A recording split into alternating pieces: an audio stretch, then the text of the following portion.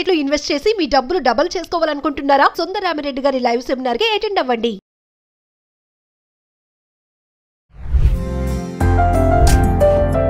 మనం ఏం చేయాలో, ఏం చదవాలో, ఎక్కడికి వెళ్ళాలో మనకంటే ముందుగా ఆలోచిస్తారు.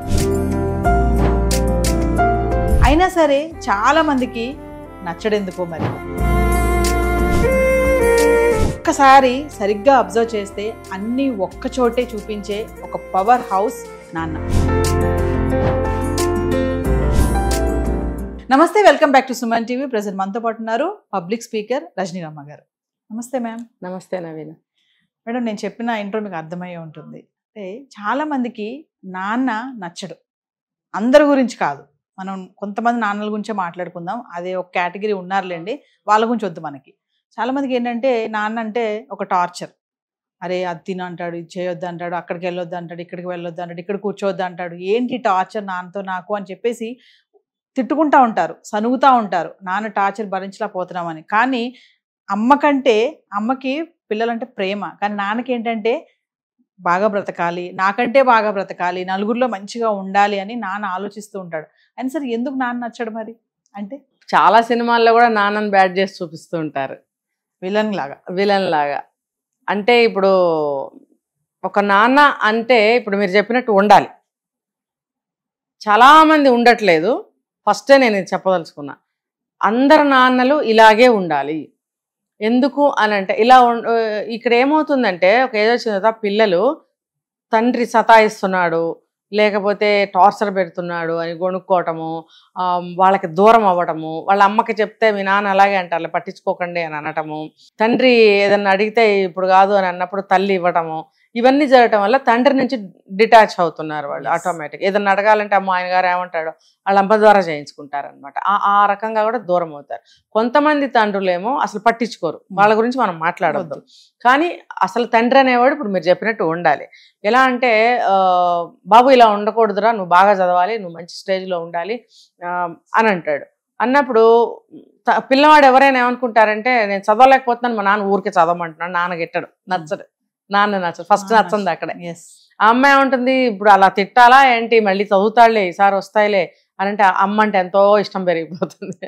అంటే అందరమ్మలు కూడా అలా కూడా ఉండరు. కొంతమంది బాగా చదవాలి నువ్వు అని మోటివేట్ చేసే తల్లులు కూడా ఉన్నారు. అంటే జనరలైజ్ చేసి చెప్పాలంటే ఇది. సో అమ్మకి దగ్గర అవుతారు. ఇంకొకటి ఏంటి, బయట ఏదో గొడవ పడొచ్చాడంట, ఎక్కడ గొడవ పడ్డావరా, నువ్వు ఎన్నిసార్లు చెప్పాను గొడవ పడొద్దని అంటే అక్కడ నాన్న నచ్చడు. మా అబ్బాయి అలాంటోడు కాదు, ఎందుకు గొడవ పడతాడు, ఎవరేం చెప్పారో అని తల్లి సమర్థించేటప్పటికి తల్లి మంచిదైపోతుంది. తల్లి మంచిది, మా అమ్మ నన్ను సపోర్ట్ చేస్తుంది, మా నాన్నని సపోర్ట్ చేయాలి. ఇక్కడ మనం ఏమనుకోవాలంటే తల్లి చెడ్డదని కాదు, తండ్రి మంచోడని, అట్లా కాదు. ఇక్కడ ఏంటంటే మళ్ళీసారి తప్పు చేయకుండా ఉంటాడని తల్లి సమర్థించాలనుకుంటుంది. ఇంకొకటి ఏంటంటే తను మోసి కని పెంచింది కాబట్టి పిల్లవాడి మీద అభాండం వేస్తున్నారు భర్త బయట వాళ్ళు కలిసి అని ఒక ఉక్రోషంతో ఆవిడ అలా అంటుంది. మరి అలా అన్నప్పుడు ఆటోమేటిక్గా తండ్రి అక్కడ కూడా నచ్చడు. కానీ ఏంటంటే ఎక్కడ చూసుకున్నా సరే నువ్వు ఇలా చదవాలి, నీకు ఇన్ని మార్కులు రావాలి, ఫలానా దాంట్లో నిన్ను జాయిన్ చేస్తాను, అందులో నువ్వు చదివితే మంచి స్టేజ్కి వెళ్తావు, తర్వాత సమాజంలో అందరితో పాటు సమానంగా నువ్వు కూడా ఎదగాలి, ఇప్పుడు వాళ్ళు బాగా ఎదిగారు మనం ఇక్కడే ఉన్నాము అని అంటే అలా కాదు, నా పిల్లలు కూడా వాళ్ళతో సమానంగా ఎదగాలి అని ప్రతి తండ్రి కోరుకోవాలి. మరి అలాంటప్పుడు వీళ్ళకేమో టార్చర్ లాగా అనిపిస్తుంది. అందులో ఉన్నటువంటి విషయాన్ని వీళ్ళు గ్రహించకపోవటం వల్ల నాన్న అక్కడ కూడా నచ్చడం. నేను ఒక క్వశ్చన్ చెప్పండి, అంటే ఇది అడగకూడదు నాకు తెలియదు, చాలా మంది మరి కోపం వస్తుందేమో, కానీ నాకు ఒక క్వశ్చన్ అయితే వచ్చింది. ఏంటంటే చాలా మంది అమ్మలే నాన్నని విలన్ చేస్తున్నారు అంటే ఏం చెప్తారు మీరు పిల్లల ముందు? చాలా కొంతమంది అలా విలన్ అంటే ఇదే రీజన్ నేను చెప్పాను, కావాలని చేయకు అన్నా. దాన్ని ఇంకో యాంగిల్లో చెప్పుకోవాలంటే టాపిక్ మారిపోతుంది. మరి ఏం లేదు, ఇంట్లో పిల్లల మీద చూపించినంత ప్రేమ భార్య మీద చూపించలేకపోతాడు. అంటే పిల్లల మీద చూపించినంత ఆపేక్ష నా అనే ఒక భావన భార్య మీద చూపించలేకపోతాడు. ప్రతిదానికి భార్యను తప్పుపట్టడము, నీకేం తెలీదు అని అనటము, లేకపోతే ఏదైనా ఇంట్లో ఏదైనా గొడవ వచ్చినప్పుడు తిట్టడం కొట్టడం చేస్తున్నాడు అనుకోండి, అప్పుడు ఆవిడ మైండ్ నెగిటివ్ అయిపోతుంది.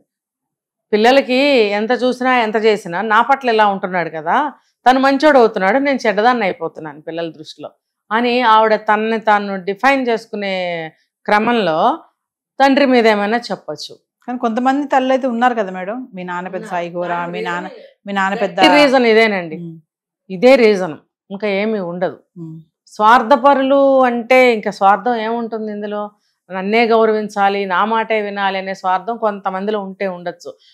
భర్త మంచోడైనా చెడ్డ చేయొచ్చు కొంతమంది, కానీ అది తప్పు అంటా నేను. ఇలా ఇతను చేసినందుకు ఆవిడ అలా తయారు చేసింది పిల్లల్ని అని అంటే దానికి కారణం తండ్రి అని చెప్తాను. కాబట్టి మన మధ్యన ఏమున్నా పిల్లల ముందు మనం బయటపడకూడదు అనేది ఇద్దరు తెలుసుకోవాలి. నువ్వైనా నేనైనా పిల్లల కోసమే పాటు పడుతున్నాం. తల్లి అయినా పిల్లలు బాగుండాలంటుంది, తండ్రి అయినా పిల్లలు బాగుండాలంటారు. కాబట్టి మన ఇద్దరం ఎంత తన్నుకున్నా ఎంత పడకపోయినా సరే మన ఇద్దరం కలిసి కన్నాం కాబట్టి పిల్లల భవిష్యత్తు బాగుండాలి, దానికి అలా తీర్చిదిద్దడానికి మనం ఇద్దరం పాటుపడాలి అనే ఒక ఏకాభిప్రాయంతో ఉండాలి వీళ్ళు. కానీ కొన్ని ఇళ్లలో చూస్తుంటాం మేడం, నిజంగా తండ్రికి అసలు విలువ ఇవ్వరు. అసలు తల్లికే చాలా వాల్యూ ఇస్తూ ఉంటారు, తండ్రిని అసలు పట్టించుకోరు, పక్కన పెడతారు, అసలు ఉన్నా లేనట్టే అన్నట్టు ఉంటారు. కానీ అక్కడ తండ్రి చేసే ప్రయాసం చాలానే ఉంటుంది. ఎందుకు జరుగుతుంది అలా? చాలా రీజన్స్. అతనికి ఇప్పుడు డబ్బు సేవింగ్స్ చేయలేకపోవటము, అక్రమ సంబంధాలు పెట్టుకోవడము, తాగుళ్ళు, సిగరెట్లు, మెంటాలిటీ సరిగ్గా లేకపోవడం, దూషించడం ఇంట్లో వాళ్ళు, ఇలా చేస్తే ఖచ్చితంగా ఇలాంటివి జరుగుతాయి. మరి అలా అతను చేయటం తప్పే కదా. అలా చెయ్యని వాళ్ళు మంచి తండ్రులు అనిపించుకుంటారు. ఇప్పుడు ఫస్ట్ మనం చెప్పుకున్నట్టుగా అలా ఉండాలి. ఇప్పుడు మీకు అర్థం అవ్వాలి పిల్లల పట్ల ఎలా ఉండాలి అని, మీకు అంటే తండ్రులకి. ఇప్పుడు వాళ్ళకి తెలియదు, ఇలా విశ్లేషించి మాట్లాడుకుంటే అర్థమవుతుంది కదా. అర్థమవుతున్నప్పుడు ఇప్పటి నుంచి అయినా సరే పిల్లల పట్ల ప్రతి తండ్రి ఎలా ఉండాలనేది తెలుసుకోండి. తెలుసుకున్నప్పుడు మీ గురించి మీ భార్య ఎందుకు చెడ్డ అవుతుంది, చేస్తుంది, ఎందుకు చేయదు కదా. మీకు బ్యాడ్ హ్యాబిట్స్ ఉన్నాయి, మరి తాగుడు అలవాటు ఉన్న వాళ్ళకి వేలకు వేలు డబ్బులు పోతూనే ఉన్నాయి, లక్షల్లో పోతున్నాయి వాళ్ళకి. ఆ డబ్బు ఉంటే పిల్లలు భవిష్యత్తుకు బాగుపడతాయి కదా, ఉపయోగపడతాయి కదా. మీరు కావాలని కంటే వాళ్ళు పుట్టారు, వాళ్ళు అడిగితే మీరు కనలేదు కదా. మీరు అనుకుని మీరు కావాలని కన్న పిల్లల్ని మీరు ఎంత జాగ్రత్తగా వాళ్ళ భవిష్యత్తు తీర్చిదిద్దాలనే జ్ఞానం ఉండాలి వాళ్ళకి.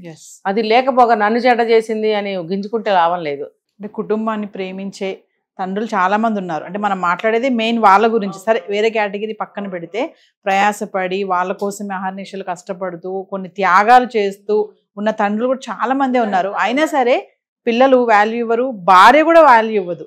ఎందుకనంటే ఒకటి పిల్లలు అర్థం చేసుకోలేకపోవటం, నాన్న అలా ఎందుకు అంటున్నాడు, ఇంత స్ట్రిక్ట్ ఏంటి అనుకుంటారు అంతే. ఆ తండ్రి కూడా తను సరిగ్గా కమ్యూనికేట్ చేయలేకపోయాడేమో, లేకపోతే వస్తున్న సినిమాలు కూడా దరిద్రమైనటువంటి డైరెక్షన్స్, తండ్రిని బఫూన్ లాగా చేయటము, లేకపోతే విలన్ లాగా చేయడము, లేకపోతే ఆయన మాటలకు విలువ లేకుండా చూపించడం లాంటివి కారణాలు. పాత సినిమాలకు వెళ్ళారంటే మళ్ళీ ఒకప్పుడు బ్లాక్ అండ్ వైట్, అందులో తండ్రి పాత్రను చూసారా ఎలా తీర్చిదిద్దుతారో. ఇప్పుడు తండ్రి పాత్ర ఎలా ఉంది సినిమాల్లో. మరి మా సమాజం మారటానికి కానీ చెడిపోవటానికి బాగుపడటానికి కారణాలు సినిమాలే. అప్పట్లో బాగా రెస్పెక్ట్ఫుల్ గా ఉండేవి తండ్రివి, ఇప్పుడు ఏంటంటే కమెడియన్ చేస్తారు ఫాదర్ ని. భర్త ముందుకి భార్య రావాలంటే భుజం చుట్టూ కొంగు కప్పుకుని వచ్చి ఏమండి ఏమండి అని అంత దూరంలో నుంచి పిల్లల కోసం ఏదైనా సజెషన్ చేస్తే ఇటు కూడా తిరిగి చూడకుండా ఆ చెప్పచ్చాలు ఎన్నోరు మూసుకో అనేవాడు. అంటే ఆవిడ చదువు లేదు కాబట్టి పిల్లవాడు ఏదో డబ్బు అడిగాడు అనుకుందాం, ఇవ్వమని ఆవిడ అంటుంది కాబట్టి ఆ మాట అన్నాడు అనేది అక్కడ మనం తీసుకోవాలి. ఎందుకు? అతను అసలైన తండ్రి, పిల్లల బాగోగులు కోరుకుంటున్న తండ్రి. తల్లికి లోకజ్ఞానం తెలియదు, చదువు లేదు, పిల్లవాడికి డబ్బు ఇవ్వమంటుంది కాబట్టి ఆమెను తిట్టాడు అనే కాంటెక్స్ట్ అది. అంతేగాని అక్కడ భార్యని తీసవతల భార్యేశాడు అనేది కాదు. జనం తీసుకునేది ఇదే అర్థం తీసుకుంటారు, కానీ అందులో అర్థం అలా చూపించరు వాళ్ళు. అక్కడ డైరెక్షన్ సరిగ్గా అర్థం చేసుకోవాలి. కాబట్టి సరైన తండ్రి కాబట్టి అతను ఏం చేస్తాడు, ఆ డబ్బు నీకు అవసరం లేదురా అబ్బాయి, నువ్వు అక్కడ ఏం చదువుతున్నావు, ఎలా చదువుతున్నావు, నీ మార్కులేవి, నువ్వు మొన్న అక్కడెక్కడో కనపడ్డావు, ఏంటి నీ కథ అని తండ్రి అడుగుతాడు. అప్పుడు ఎన్ని అడుగుతాడని చెప్పి తల్లికి రికమెండేషన్ చేయించుకుంటాడు అనమాట. అది ఆ తండ్రికి అర్థమైపోతూనే ఉంటుంది ఓపెన్. అందుకని చెప్పి తల్లిని కొంచెం మందలిస్తారు. అట్లా చూపించేవారు. భర్త ముందు మాట్లాడాలన్నా కొంగు కప్పుకొని వచ్చి మాట్లాడేవారు.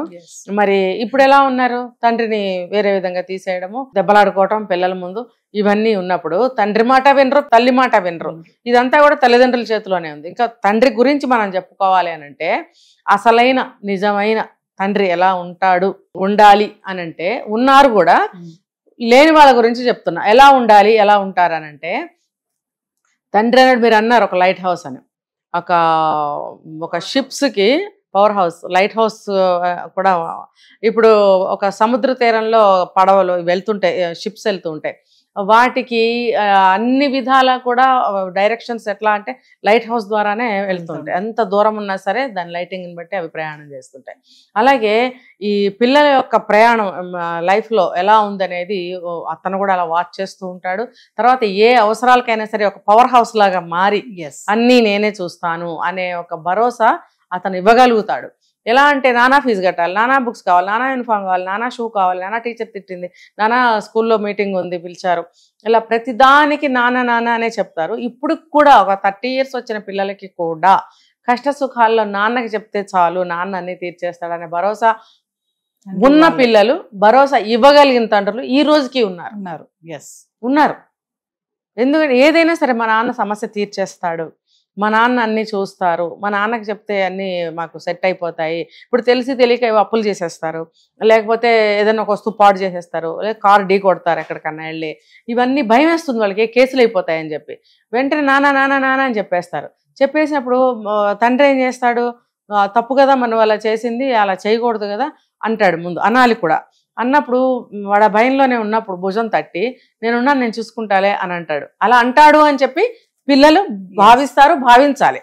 తండ్రి అటువంటి వ్యక్తి.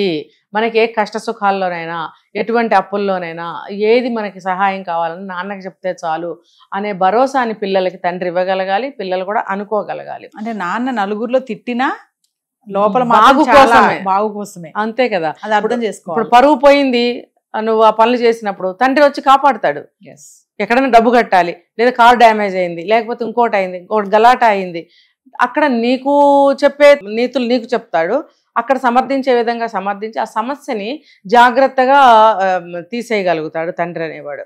ఇప్పుడు ఆ సమర్థత అనేది చాలా మందికి ఉండదు, దాన్ని డెవలప్ చేసుకోవాలి మిగతా తండ్రులు. ఉన్నవాళ్ళు ఓకే, ఇలా ఉన్న తండ్రిని వాళ్ళు అపార్థం చేసుకుంటున్నారు. చేసుకోవటం వల్ల తండ్రి నచ్చకుండా పోతున్నాడు. కానీ నిజంగా కూర్చుని ఆ పాప అయినా బాబు అయినా కూర్చుని ఆలోచిస్తే కనుక అసలు తన మనుగడ ఎలా సాగుతుంది, తన అవసరాలు ఎలా తీరుతున్నాయి, నాకు ఇవన్నీ ఎలా జరుగుతున్నాయి అనేది ఆలోచించినట్టయితే కనుక అప్పుడు ఆ అభిప్రాయాన్ని మార్చుకోగలుగుతారు వాళ్ళు.